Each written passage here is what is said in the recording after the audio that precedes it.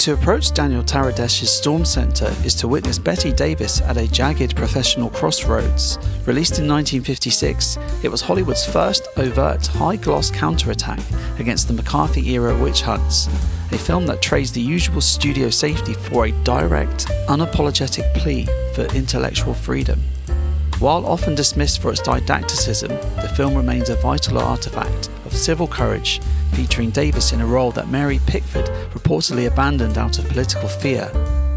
Storm Center is a work of calculated, heavy-handed morality that feels less like a 1950s relic and more like a mirror held up to our own contemporary climate of book banning and digital excommunication.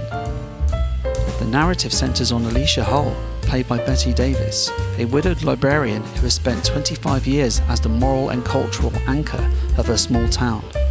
Her life is upended when the local council demands the removal of a fictional book titled The Communist Dream from her shelves. Davis delivers a performance of rigid, diamond-sharp principle, portraying Alicia as ruthless, determined, and most importantly, someone willing to stand by her own convictions.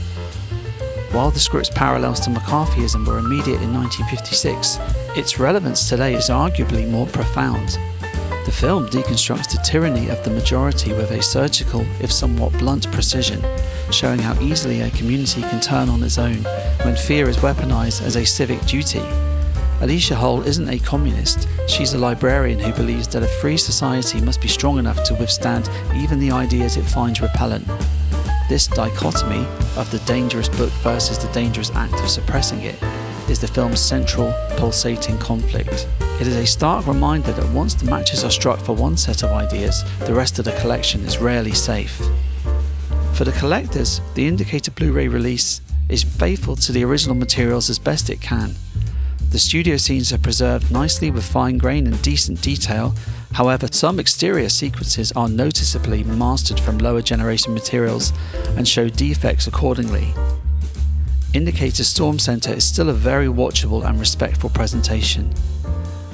A heavy-handed studio attempt at civic defiance, Storm Center goes to pains to remind us that a library isn't just a building, it's the front line of an unending war for the human mind. That's all from us at The Last Disc on Earth, and remember, come the apocalypse, physical media will prevail.